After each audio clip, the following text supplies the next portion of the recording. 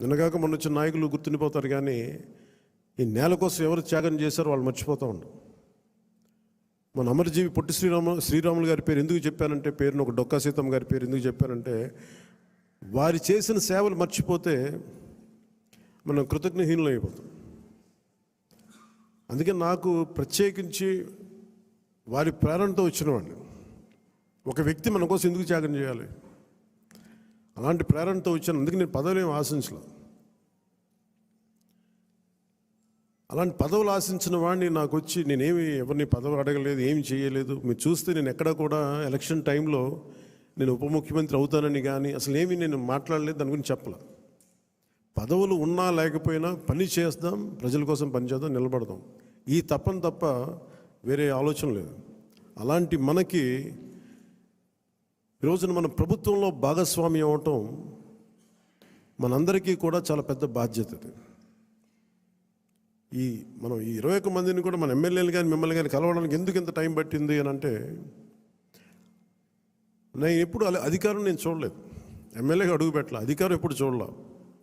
ప్రజలతో పోరాటం చేసుకుంటూ వెళ్ళిపోయాను తప్ప ఎక్కడ కూడా అధికారం ఎలా ఉంటుంది, దాని తాలూకు కష్ట నష్టాలు ఏంటి, దాని లోతుపాతు ఏంటి మనకి ఎప్పుడు తెలియదు. అసలు నాకు బాధ్యత తీసుకోగానే చాలా కీలకమైన శాఖలు మనం తీసుకున్నాం. సివిల్ సప్లైస్, అలాగే సినిమాటోగ్రఫీ, టూరిజం, దాంతోపాటు పర్యావరణం, అటవీ శాఖ,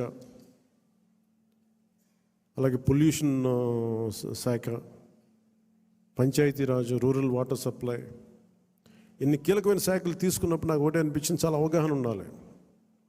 ప్రత్యేకించి శాఖలు కూడా నేను అందరూ అనుకోవచ్చు ఎందుకు పెట్టుకున్నాను ఈ శాఖలన్నీ అంటే, ఇది నా మీద చాలా బాధ్యత ఉంది. పదే మాట్లాడాను నేను. కొంత దాన్ని సంపూర్ణంగా ఒక విధి విధానాలు ఏర్పరిచిన తర్వాత సరైన సమయంలో బాధ్యతల నుంచి కూడా తప్పుకుంటాను, ఇంకెవరికైనా కూడా అప్పగించేస్తాను. కాకపోతే అది చేసే ముందు ఖచ్చితంగా విధి విధానాల మీద చాలా బలమైన ఒక విధి విధానాలు బలంగా ఏర్పరిచి ఆ బాధ్యతలు అప్పుడు చెప్తాను. అలాగే మనందరి మీద కూడా 5 సంవత్సరాల కాలం గిరుని తిరిగిపోతుంది, ఎక్కువ సమయం పట్టదు.